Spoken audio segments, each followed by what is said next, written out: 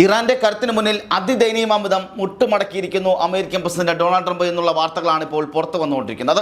ഇറാനെ ഞൊടിയിടയിൽ തീർക്കാമെന്നും അവിടുത്തെ ആണവ കേന്ദ്രങ്ങൾ പിടിച്ചെടുത്ത് ഭരണം മാറ്റി തനിക്ക് അനുകൂലമായ ഒരു സർക്കാരിനെ പ്രതിഷ്ഠിക്കാമെന്നുമൊക്കെ കരുതി യുദ്ധത്തിനിറങ്ങി പുറപ്പെട്ട ട്രംപിന് 5-ാം മാസം അതിശക്തമായ തിരിച്ചടികളാണ് ഇപ്പോൾ അഭിമുഖീകരിക്കേണ്ടി വന്നുകൊണ്ടിരിക്കുന്നത്. ഒന്ന് ആലോചിച്ച് നോക്കൂ, ട്രംപിന്റെ ഇപ്പോഴത്തെ അവസ്ഥ എത്രത്തോളം ദയനീയമാണ് എന്നുള്ളത്.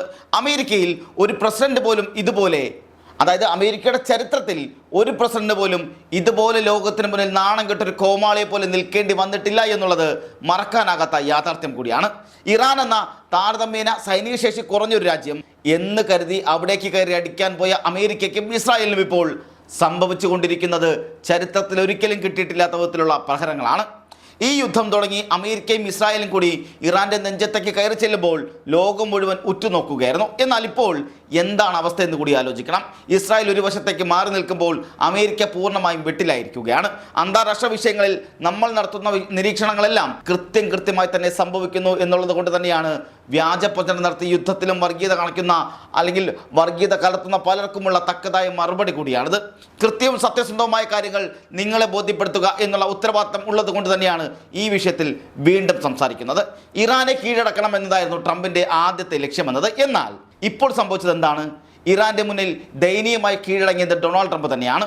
ഹോർമുസ് കടലിടുക്ക് പിടിച്ചെടുക്കണം, അതിനുവേണ്ടി പടക്കപ്പലുകൾ നിരന്തരമായി കൊണ്ടുവരും, നാറ്റോ സഖ്യത്തെ ഉപയോഗിച്ച് ഇറാനെ അങ്ങ് ഇല്ലാണ്ടാക്കും, വലിയ തോതിൽ പെട്രോളിംഗ് നടത്തുമെന്നൊക്കെയായിരുന്നു ട്രംപ് വമ്പൻ വാദങ്ങൾ നടത്തിയിരുന്നത്. എന്നിട്ടിപ്പോൾ എന്തായി എന്ന് കൂടി നോക്കണം. ഹോർമുസിൽ നിന്നും അമേരിക്ക പൂർണ്ണമായും നിസ്സാരവൽക്കരിക്കപ്പെട്ടിരിക്കുന്നു. അമേരിക്കയുടെ ഒരു പടക്കപ്പൽ പോലും അങ്ങോട്ട് അടുപ്പിക്കാൻ കഴിയാത്ത അവസ്ഥയിലാണുള്ളത്. ട്രംപിന്റെ വാക്ക് വിശ്വസിച്ച് ഹോർമുസിലേക്ക് വന്ന കപ്പലുകളാണ് ഇപ്പോൾ ആഴക്കടലിൽ കത്തിയമരുന്നത്.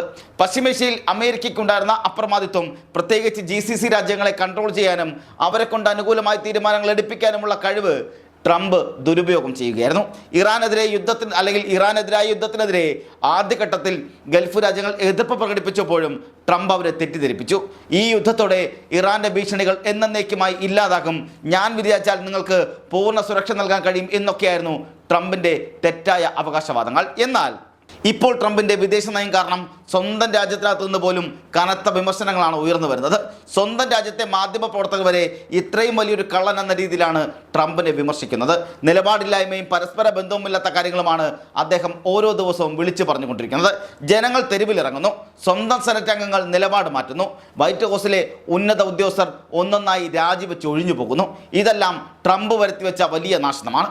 അത് അമേരിക്കൻ ചരിത്രത്തിൽ കടുത്ത അക്ഷരങ്ങളിൽ രേഖപ്പെടുത്തുകയും ചെയ്യും, അല്ലെങ്കിൽ അമേരിക്കൻ ചരിത്രത്തിലെ തന്നെ കറുത്ത ലിപികളാൽ അത് എഴുതി ചേർക്കപ്പെടുകയും ചെയ്യും. കാരണം അമേരിക്കൻ ചരിത്രം കണ്ടതിൽ വെച്ച് ഏറ്റവും മോശപ്പെട്ട ഒരു പ്രസിഡന്റിനെയാണ് ഇന്ന് ലോകം കണ്ടുകൊണ്ടിരിക്കുന്നത് എന്നുള്ളതാണ് പരക്കെ ഉണ്ടാകുന്ന ആക്ഷേപങ്ങൾ എന്ന് പറയുന്നത്. ഹോർമുസ് കടലിടുക്ക് വെറുമൊരു കടലൊന്നുമല്ല, മറിച്ച് ആഗോള സമ്പദ് വ്യവസ്ഥയുടെയും ഊർജ്ജ വിപണിയുടെയും ജീവനാടി കൂടിയാണ്.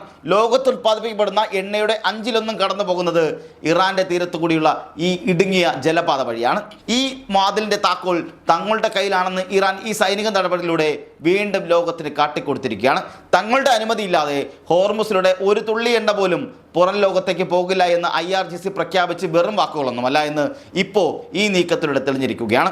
തങ്ങളുടെ അതിർത്തിയിൽ കൂടി പോകുന്ന കപ്പലുകളിൽ നിന്നും ഫീസ് ഈടാക്കാനും സുരക്ഷ ഉറപ്പാക്കാനും ഇറാനും ഒമാനും തമ്മിൽ തന്ത്രപരമായ ചില ധാരണകളിലേക്ക് കാര്യങ്ങൾ എത്തി നിൽക്കുകയാണ്.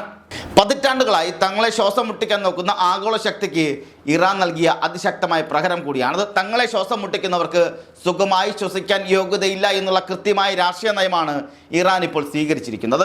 ഒരു കപ്പൽ പോലും അല്ലെങ്കിൽ ഒരു തുള്ളി എണ്ണ പോലും അമേരിക്കൻ സുരക്ഷയിൽ കൊണ്ടുപോകാൻ അവരുടെ സഖ്യകക്ഷികൾക്ക് കഴിയുന്നില്ല എന്നുള്ളത് തന്നെയാണ് ഇന്നത്തെ പച്ചയായ യാഥാർത്ഥ്യമെന്നത്. ഈ ആക്രമണങ്ങൾ കേവലം ചില കപ്പലുകൾക്ക് നേരെ നടന്ന ഒറ്റപ്പെട്ട സംഭവങ്ങളായി കാണാൻ കഴിയില്ല. അബുദാബി ദേശീയ എണ്ണ കമ്പനിയായ അഡ്നോക്കിൻ്റെ കപ്പലുകളടക്കം ആക്രമിക്കപ്പെട്ടത് വ്യക്തമായൊരു രാഷ്ട്രീയ സന്ദേശമാണ്. അമേരിക്കയുമായി ചേർന്ന് ഇറാനെ ഒറ്റപ്പെടുത്താൻ ശ്രമിക്കുന്ന രാജ്യങ്ങൾക്കുള്ള കടുത്ത താക്കീത് കൂടിയാണ്.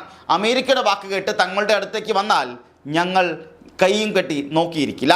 അമേരിക്കയ്ക്ക് സൈനിക സൗകര്യം ഒരുക്കുകയാണെങ്കിൽ പോലും തിരിച്ചടി ഉണ്ടാകുമെന്ന് ഇറാൻ നേരത്തെ തന്നെ മുന്നറിയിപ്പ് നൽകിയതുമാണ്. അമേരിക്കയുടെ സംരക്ഷണം ഉണ്ടെന്ന് കരുതി ഇറാന്റെ അതിർത്തിയിലൂടെ സവാരി നടത്താമെന്ന് ആരും കരുതേണ്ടതില്ല എന്ന വ്യക്തമായ സന്ദേശം കൂടിയാണിത്.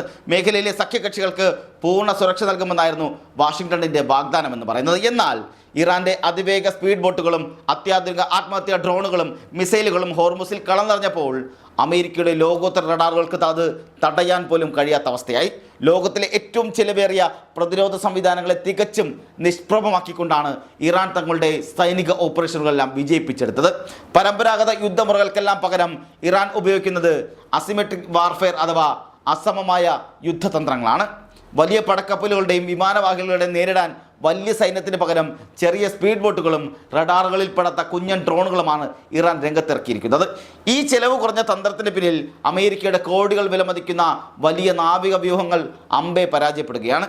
ഈ നീക്കം അമേരിക്കൻ പ്രസിഡന്റിനും പെന്റഗണിനും നൽകിയിരിക്കുന്നത് വലിയ രാഷ്ട്രീയ തിരിച്ചടി കൂടിയാണ്. ലോകത്തിന് മുന്നിൽ തങ്ങൾ തരം താഴ്ത്തപ്പെട്ടിരിക്കുന്നുവെന്ന് വാഷിംഗ്ടൺ തിരിച്ചറിയുന്നു.